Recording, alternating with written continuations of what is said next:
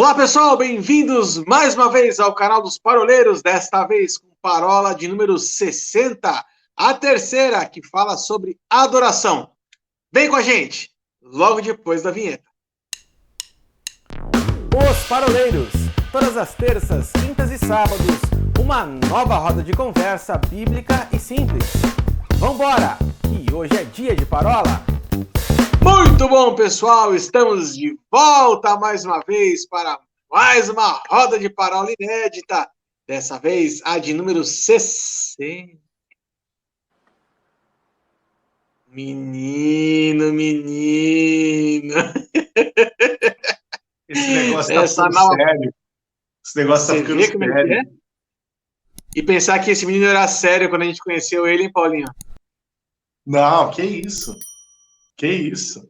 Quando a gente conheceu, não. Quando ele se converteu. Porque antes é aquela história que a gente já contou aqui.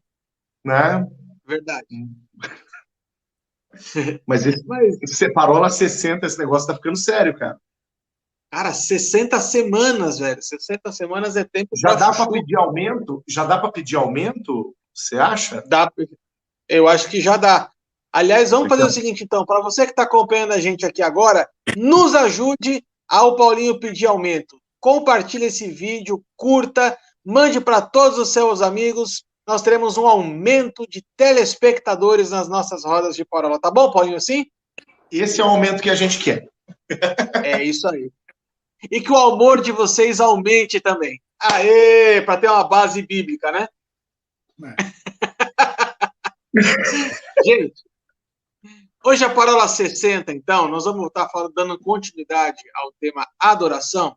E a nossa roda de parola hoje, depois daquela overdose de conhecimento e de sabedoria de semana passada com o Manga, que bate-papo muito bacana. Eu fiquei, assim, muito feliz. Eu estava até comentando fora do ar antes da gente gravar, né, que nem nos meus maiores sonhos eu imaginar que um dia a gente ia conseguir gravar com um cara como o Manga, né, cara? Que bacana, que bacana. Quem sabe isso são portas, né? Outros famosos comecem a procurar pela gente para poder divulgar o trabalho, né? Falar um pouquinho do seu ministério, aproveitar toda a nossa audiência, a nossa movimentação aqui. Mas vamos voltar ao assunto, porque essa não é a pauta em questão. Mas nessa semana aqui, nós vamos estar falando sobre expressões de adoração. Então, na primeira semana nós falamos sobre a verdadeira adoração, falamos então a respeito do posicionamento do coração. Semana passada, com o Manga, falamos sobre adoração comunitária e hoje nós vamos vamos aprofundar um pouquinho mais no assunto de adoração e vamos detalhar um pouquinho sobre as facetas do movimento de adoração. Então, nós vamos aqui, neste primeiro bloco, falar da adoração no que diz respeito às, eu vou chamar aqui de expressões artísticas, não sei se é essa a palavra correta, mas o ser humano, ele expressa a sua adoração com aquilo que ele sabe fazer. Na verdade, seja com uma música, seja com uma poesia, com dança, com pintura, com artes plásticas, enfim, existem muitas formas de nós estarmos adorando ao nosso Deus por meio dessas manifestações artísticas. Então, como até agora não abriu a boca, então nós vamos dar essa oportunidade especial para o Ilcinho. Tudo bem com você, Ilcinho? Como é que você está aí em São Paulo, meu querido? Eu estou muito bem. Obrigado pela oportunidade de estar aqui com vocês para falar a respeito desse tema, sobre a expressão da adoração. Boa noite. Você está muito inexpressivo hoje.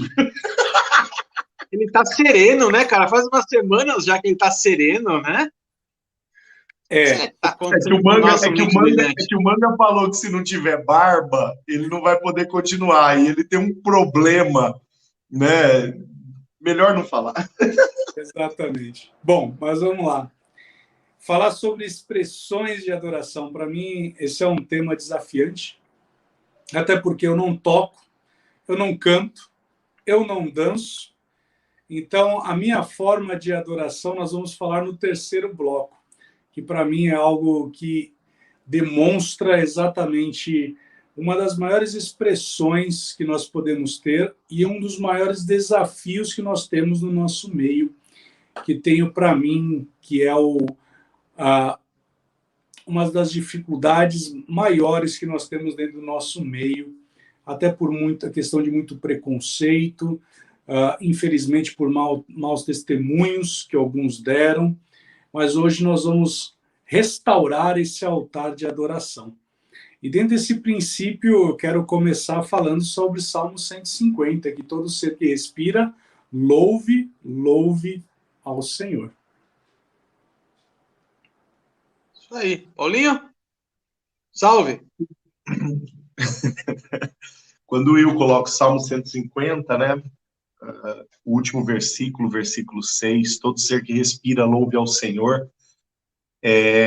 Isso demonstra, Arthur e Will, quanto a adoração é uma perspectiva dinâmica, né? Vinculada, inerente à vida, né? À realidade de vida. Semana passada, com o Manga, a gente falou bastante acerca da adoração. A gente abriu, na verdade, né, na primeira parte da parola, falando acerca da adoração como uma expressão da espiritualidade, né? Então, se a gente for pensar bem, todo ser que respira, respirar, né, o ruar do sopro de Deus, lá de Gênesis, capítulo 1, né, que Deus soprou nas narinas do homem, essa respiração, ela pressupõe a movimentação do Espírito de Deus entrando no homem e fluindo a partir do homem, né? Então, esse respirar do Salmo 150 é algo muito mais profundo do que simplesmente, né, esse movimento do entra e do sai, do oxigênio, sai o gás carbônico, muito mais do que isso, né? O respira aqui, ele é um pouco mais profundo. Aqui a palavra está dizendo que se eu dou vazão para o Espírito entrar e fluir a partir de mim, é a partir disso, é a partir deste entrar e fluir que eu adoro ao Senhor. E aqui a gente pode ver, o Wilson, ele falou, não toco, não canto, não danço, né? Eu duvido, eu acho que valeria a pena a gente tocar uma música para ver se o Wilson dança, né? Mas no final... Só se o Arthur cantar. O Arthur canta, eu bato palma e você dança. E a gente vê se de fato isso confere, mas no final das contas... Então fica aqui o desafio, eu vou cantar e você vai dançar. Eita! É agora. Vou pegar o violão ali, tá lá, ó o braço do violão aqui, Mas, o que eu quero deixar claro é justamente isso. Esse respira do Salmo 150, ele não é apenas, né, o inspirar, respirar, mas diz respeito à movimentação do Espírito de Deus em nós. É o Espírito quem faz, quem produz a adoração em nós, e é pelo Espírito que a adoração flui, né? E isso, independente do sujeito dançar, do sujeito cantar, do sujeito tocar, do sujeito, sei lá, declarar, ou declamar, no caso de poesia. Nossa, vou dar um testemunho já na área de poesia. Independente da forma de adoração, contribuir, né, independente da forma de adoração, se o Espírito está plantando e ele está fazendo fluir, é adoração ao Senhor. Eu falei de declamar, lembrei agora lá da minha adolescência na Igreja Metodista em Lins, tinha uma senhora, agora eu não vou lembrar o nome dela, mas vez ou outra, quando o nosso pastor saía de férias, saía para alguma viagem, algum compromisso fora, pregar em alguma outra igreja, essa senhora era uma daquelas que frequentemente era escalada para cobrir o pastor na mensagem. E essa senhora, ela tinha capacidade de subir no altar, né, com um caderninho, uma senhora mesmo, cabeça branca, daquelas que ia devagarzinho para o altar. Ela tinha capacidade de subir no altar, com seu caderninho, e ela abria aquele caderninho, e ela dizia assim, essa poesia Deus me deu essa semana. Salmo tal, ou texto bíblico tal. Ela lia o texto bíblico, e ela pregava 40, 45, 50 minutos em poesia. Cara, aquilo, a igreja, aí você fala, que coisa mais tradicional. A igreja virava cambalhota, voava banco. Sensacional, cara. Cara, aquilo a gente, meu Deus, eu era um garoto de 14 anos, eu ficava com o queixo caído, 14, 15 anos eu ficava com o queixo caído. Que aquela mulher pregava 40, 45 minutos, 50 minutos em poesia. Óbvio, tudo ali anotado no caderno. E a igreja glorificava, e o Espírito Santo tomava aquela igreja. Como a gente pode pensar que de uma maneira assim tão erudita o Espírito Santo vai trabalhar? Não tem outra explicação. Aquilo era a respiração de Deus na vida daquela mulher. O Espírito entrando e o Espírito fluindo em forma de poesia. Isso é adoração. É adoração na expressão que é inerente àquela vida. A adoração, o respirar. O Espírito entra, gera e ele faz fluir. Eu estava vendo aqui, enquanto você estava falando, a palavra que está aí em Salmos não é ruá, é chamar. Chamar. E é interessante porque um dos nomes de Deus é Jeová Chamar. Ou seja, o Deus presente. Então, isso, enquanto você estava falando, eu estava aqui buscando exatamente isso no original. Agora, só um adendo, Will, só um adendo. O ruar é o ato da respiração. O chamar é aquilo que é movimentado na respiração. Tá? São atos complementares.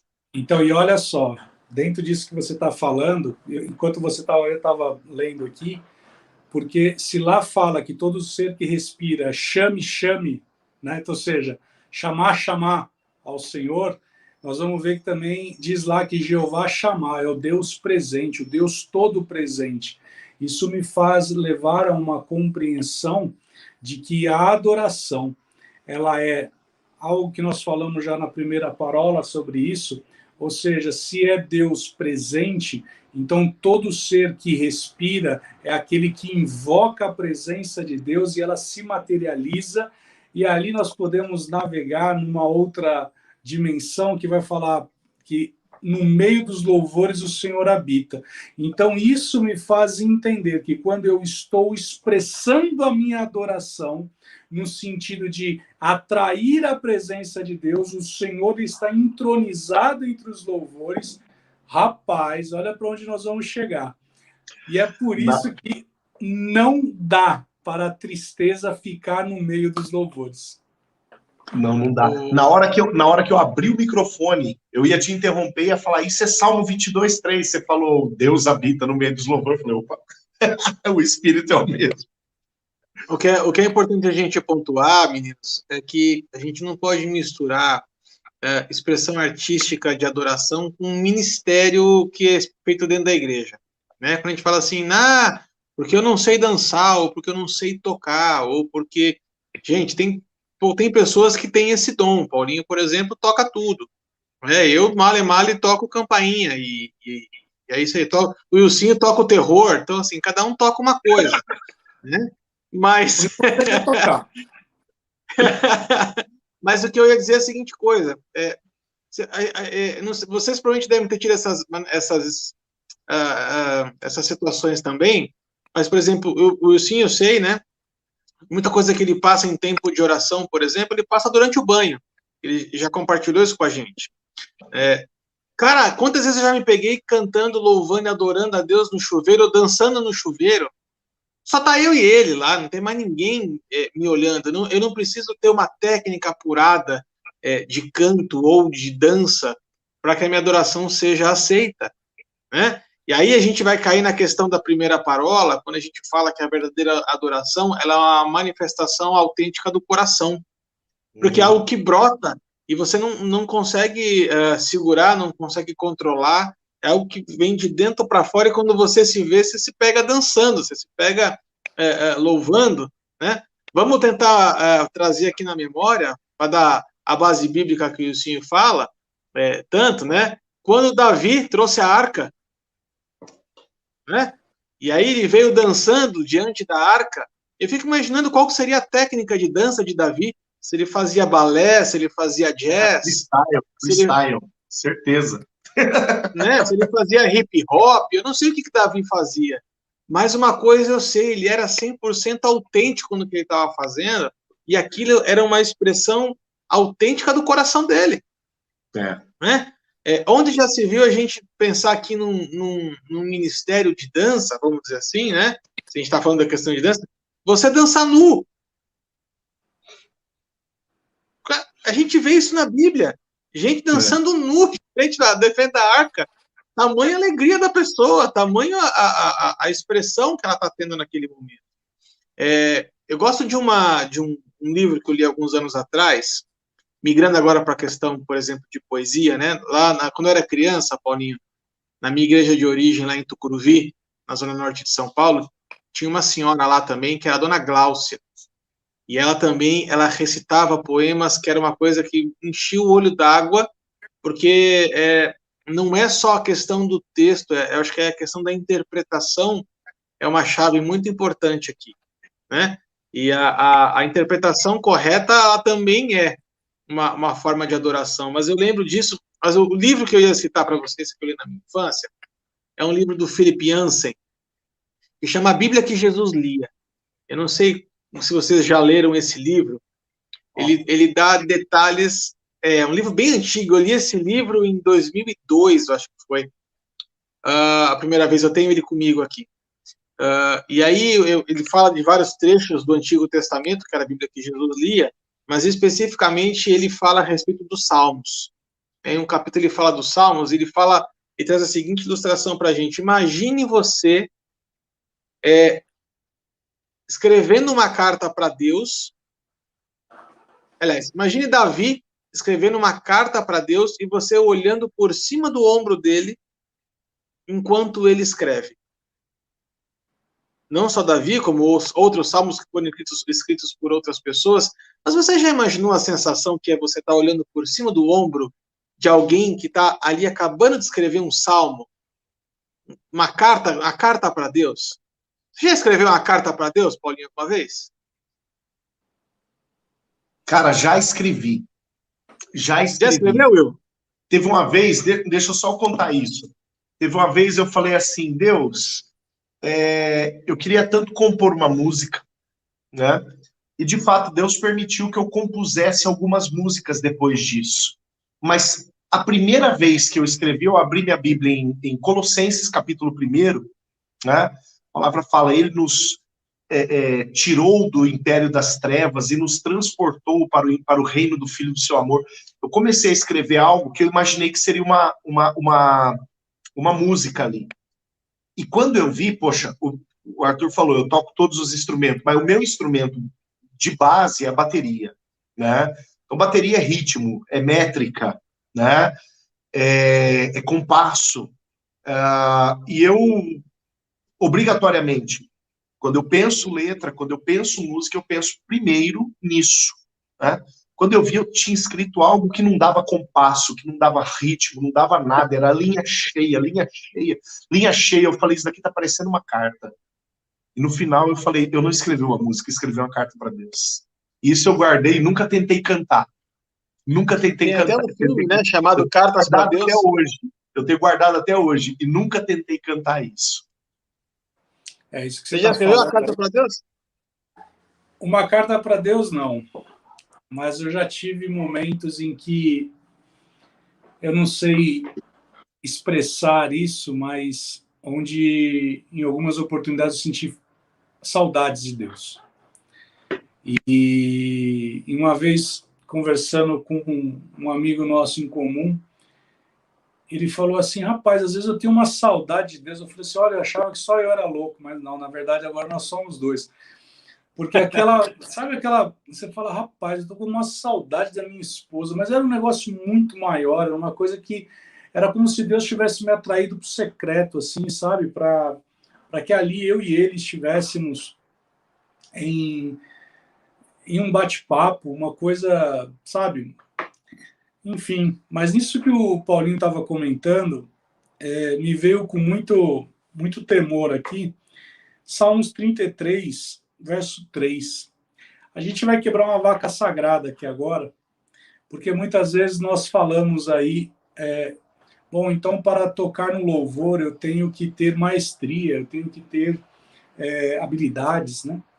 E Salmos 33:3 diz assim: entoar-lhe novo cântico, tangei com arte e com júbilo. A palavra arte no original, ela é iatab. E essa palavra, ela fala assim: ser bom, ser agradável, estar bem, estar satisfeito. Ou seja, ela está falando algo no sentido de quando você for tanger, quando você for adorar a Deus, que ele seja um louvor agradável a Deus. Essa é a primeira palavra que eu acho interessantíssima aqui nesse original. Isso já vai quebrar uma vaca sagrada, porque aqui nós vamos desmistificar algo, porque quando eu estou falando para cantar com arte, está falando assim, que o meu louvor, quando eu tocar, quando eu adorar a Deus, que ele seja com aroma suave, ele chegue às narinas de Deus de tal forma que ele é o bom perfume de Cristo, é o sacrifício ali, como diz lá Paulo, que o meu culto seja racional, ele seja agradável, ele chegue às narinas de Deus de uma forma diferente. E aí ele fala assim, com júbilo. Esse júbilo é outra coisa que também quebra também, porque ele está falando, e aqui, Paulinho, eu vou pedir para você falar esse júbilo aqui, porque é turruá. Eu não sei como que fala essa palavra em aramaico, mas é no sentido de alarme, um som de tempestade, alarido, grito de guerra. Olha só como ele fala que tem que ser o princípio de adoração. O princípio de adoração tem que ser no sentido da máxima expressão vocal que eu possa ter, a máxima expressão que eu possa manifestar em exalar essa adoração a Deus. Eu sei, Paulinho, que você não gosta que eu fale sobre outras versões aqui, mas na versão TPT, ele vai falar o seguinte: componha uma nova melodia que venha ser um novo louvor a Deus. Toque os louvores com os seus instrumentos de forma ungida. Olha que tremendo. E a palavra do Senhor diz que sobre nós existe uma unção. Então, o princípio de adoração, ela vai muito mais além do que uma manifestação de eu tocar um violão, tocar um piano, de eu tocar algum instrumento, mas ela vem de dentro, é o chamar de Deus, é eu atrair a presença de Deus de uma forma que a minha adoração ela é tão significativa que, ó, vai ser um aroma suave para Deus. E esse atrair que você falou, né? Todo ser que respira, louve, né?